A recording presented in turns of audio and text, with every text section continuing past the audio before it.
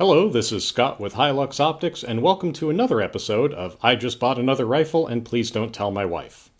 For those of you that were out at the national matches and are familiar with commercial row, or as we call it, vendor row, you may have seen rifles on the line there, and I did a bad thing and bought myself a new one.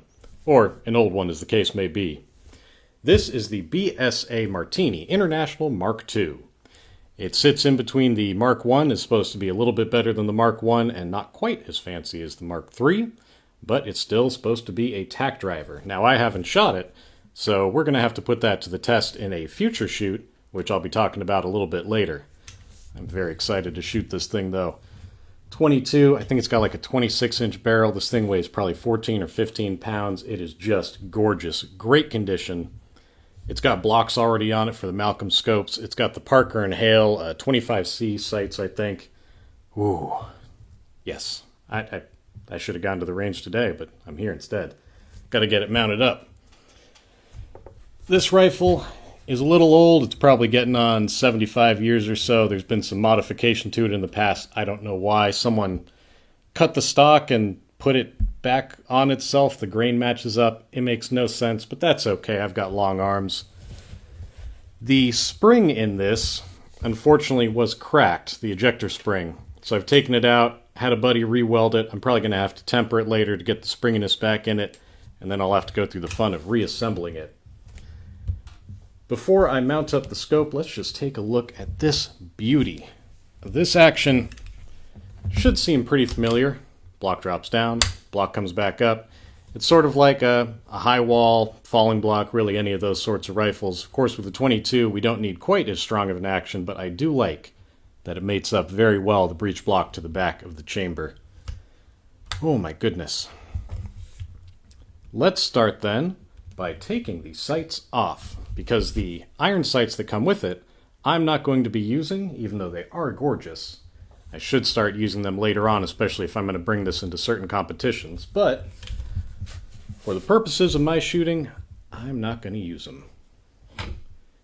This one slips off.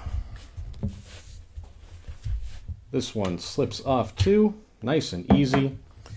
As you can see, the one that I picked up did come with 3 of the Unertl style blocks on top. That other one's probably blocked by the bag. It has the crescent cut groove, which means it'll work just fine for any of our more recent Malcolm scopes, especially the 20 power that I'm going to be throwing on it. The middle block here is a little far forward from how I would traditionally want it. I'd like it to be a little further back so I can scoot the scope back. So I'm going to have to take off the lock ring to get the eye relief just a little bit closer to how I want it. Before I put the scope on, though, let's just take a look at the action, because it really is a thing of beauty. This can be disassembled pretty much with no tools, at least as far as taking out the action goes. Slip it right on out. This is that beautiful action. Just locks right up there. And the ejector here, this is the part that the spring for goes right on in here.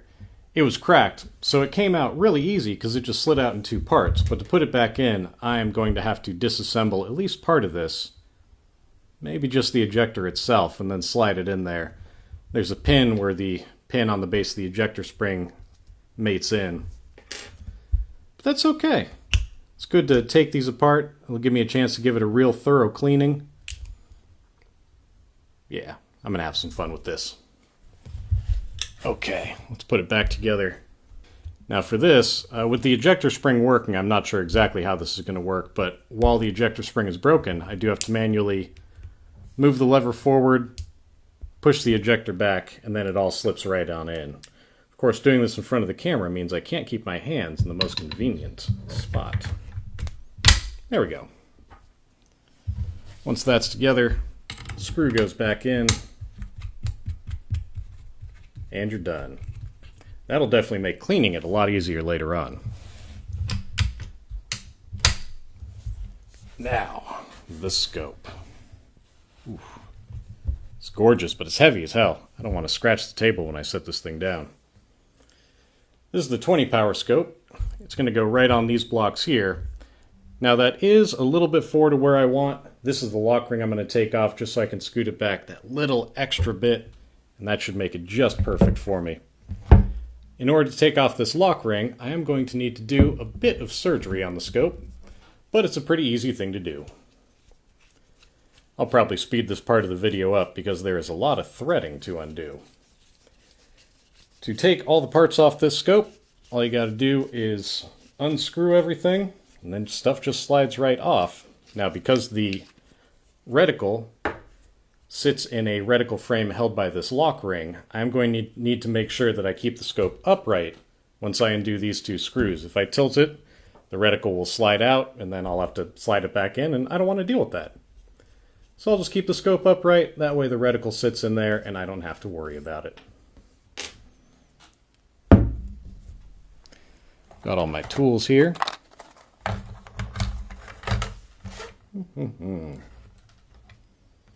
You look great. I don't know if any of y'all have one of these rifles and know what the precision is like. Once again, I have not shot it. I don't know what ammo it likes. I don't know how well everything is going to feed with the modern stuff because it is a little old. But I reckon it should work just fine. And even with subpar ammo, it's probably going to be better than, say, my Henry H-001. That rifle right now, I think it's a 3 MOA rifle at this point. So this should be better. I don't want to scratch the scope up while I'm taking the rings off.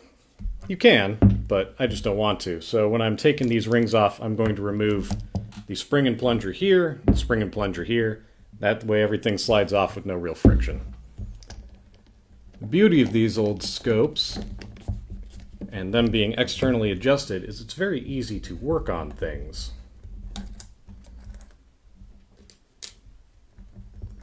Spring and plunger slide out. This just comes right off. Now we'll undo the lock rings and the spring. Now, a note about the spring. There we go. You may have noticed a little jump in the video there. Much to my chagrin, I did not charge the batteries for the camera, so we're going to start back over where we last were. This is the recoil spring, or more accurately, the return spring. It does nothing to actually mitigate recoil. All it does is moves the scope back into position after you've fired. The scope is built to slide using the Pope rib here, and it's kept aligned using a toothed plunger here in the top of the front ring. This is a 22 though, and the rifle is heavy as all get out, so I imagine this scope isn't going to move much, if at all. I don't really care to have the spring on there. It's not something I use generally at all in my other setups. So this we're just going to set aside. I'll keep it as a nice paperweight for the time being. Anyway, continuing on. I'm going to do the same with the front ring that I did with the rear. I'll take out the spring and the plunger just so it doesn't really scratch anything up while I am taking it apart. Spring's caught on the threading there. And the plunger. Slide that right off. And finally the lock ring. The only part I really want to remove, and it's the last one to do. Now it's time to reassemble everything. When putting the rings back on, make sure that the cross bolt is on the same side as the cut on each of your blocks. In this case, right on right. Keep the scope upright so that reticle does not come out. I'll slide everything on and then just put the plungers and whatnot back in at the very end. I'll put this lock ring on because maybe I'll use it, maybe I won't. At the very least it'll be there, and if I don't need it, I'll just slip it out of the way. Again, rear ring, cross bolt on the right, cut on the right. Now for the very important part, so that I can begin working on this sideways. We'll put the lock ring back in. These screws are tiny. I don't even know if they're showing up properly on camera. But I'm going to bring it down closer to my eyes so that I can actually see what I'm doing. When these things fall, especially if you're on carpet, it seems like they disappear forever.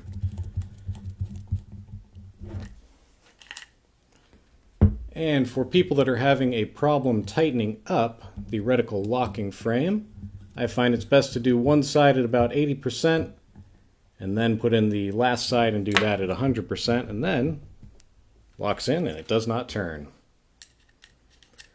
Now the eyepiece lock ring and the eyepiece, again, a lot of fine threads here. Does give you an unparalleled amount of precision when setting your eyepiece to your prescription, but in reassembly, this does not make for very exciting video. Bear with me a moment. Wish I had some crickets that could be chirping right now. Okay, we're back on. Now everything is nice and loose.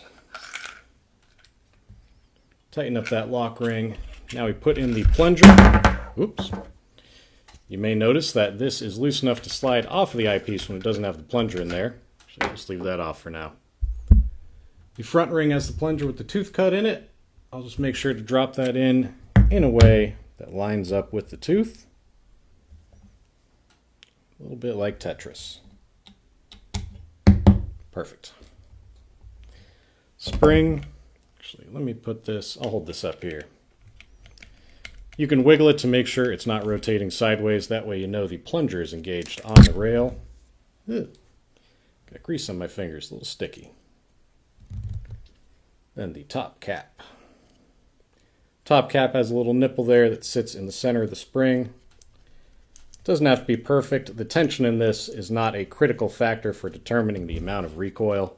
Just as long as it's able to slide, it will work just fine. That slides. Now again, because this is a heavy rifle and it's only firing 22, I don't imagine this is going to slide at all when it fires. Technically what happens is the rifle and the mounts kick backwards. It looks like the scope is sliding forward. Technically the scope is just hanging out and ignoring recoil, and the rifle and you and everything else moves backwards. Then, when it's in its forward position, you pull the scope back into battery. I really don't think I'm going to have to do that here. Like so. Plunger. Spring. Cap. Now this spring and plunger does have a little more pressure because this keeps the scope pressed up against the base of each of the turrets, which is how your adjustments actually have an effect.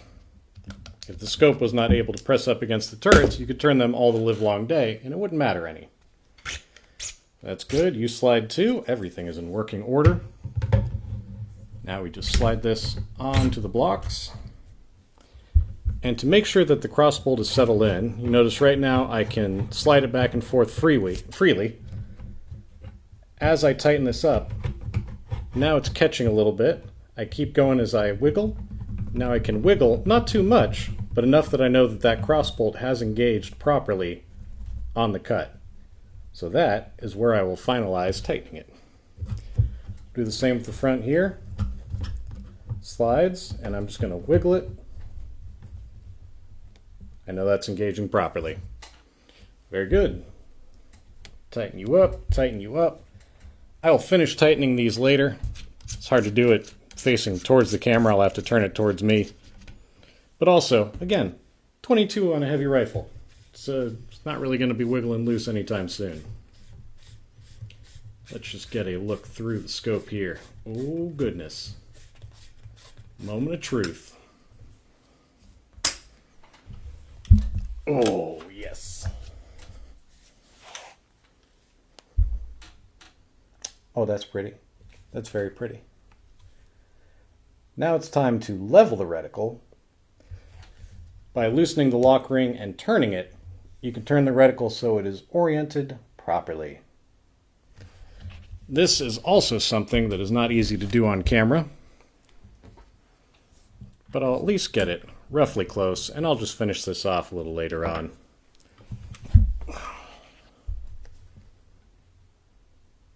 Right about there.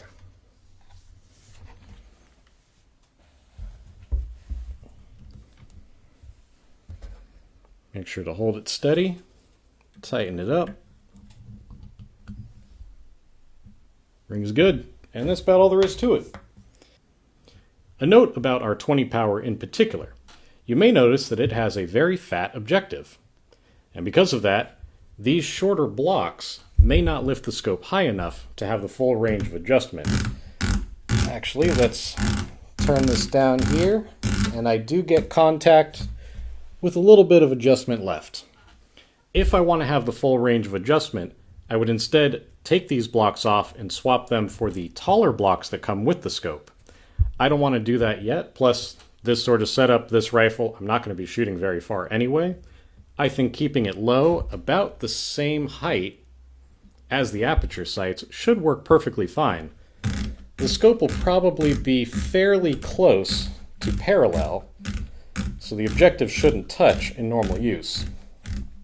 If it does end up touching, then all I'll do is take the scope off, take these blocks off, put on the taller blocks, reattach the scope, and just go on with my day, because it's just 4 screws to do that.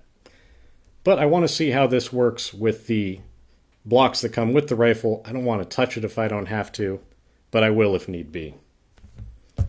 Anyway, that's all there is to that. 20 power on a BSA Martini International Mark II 22 caliber. And no, 22 caliber would be complete without testing it against a different 22 to see which one shoots better. This is a CZ457 with the PR5 5-25 power scope. And fairly soon, I think next Tuesday probably, Chris and I are going to go to the range and do a shoot-off between these two rifles to see which one has better precision and which one is going to win at our age-old game of lever-action poker. Lever-action poker is maybe a bit of a misnomer because we won't be using lever actions, but that is how it started. We'll set up all the poker cards on a board. You shoot your hand. Each person takes one shot at a time. Shooting a card that's already claimed means that you have lost that card. Try to shoot for the highest hand. We'll probably do 100 yards with these because they're both precision rifles. And what would a test be if you didn't make it a little more challenging? So next week we will be at the range testing old versus new, putting this rifle through its paces to see how different ammunition feeds into it and see what it really likes. And secretly I think that this one's going to kick the CZ's butt, but we'll have to see because really, at the end of the day, it's often the shooter behind the gun, and Chris has beaten me at lever action poker 2 times in a row now. One last note about the 20 power here. The parallax is adjusted up here at the front on the objective by turning these 2 rings. You loosen up one, you tighten with the other. One moves out of the way, the other one chases the actual parallax holding element into it. So if I were to adjust this element backwards, I would loosen up this rear, tighten up with the front. If I want to go the other direction, loosen up at the front, chase it up with the rear. Don't have to undo anything. Can generally do it all with one hand, really with no problem. I will not set the parallax yet because I'm going to want the target downrange and get it actually properly focused on the target. This scope can focus down to 50 feet, which is a pretty common distance for 22 precision, but really at the end of the day, 100 yards is what I'm more used to for getting group sizes. It's something that I've consistently done with all the rifles. It's just something I'm used to at this point. It's a habit. So we will put this through its paces, test it at a variety of distances, 50 feet, 100 yards, I don't know, 200, 300, why not? See what this thing can do.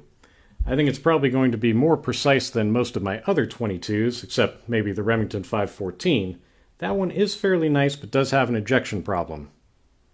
And I now realize that this is the second 22 that I bought that also has an ejector problem.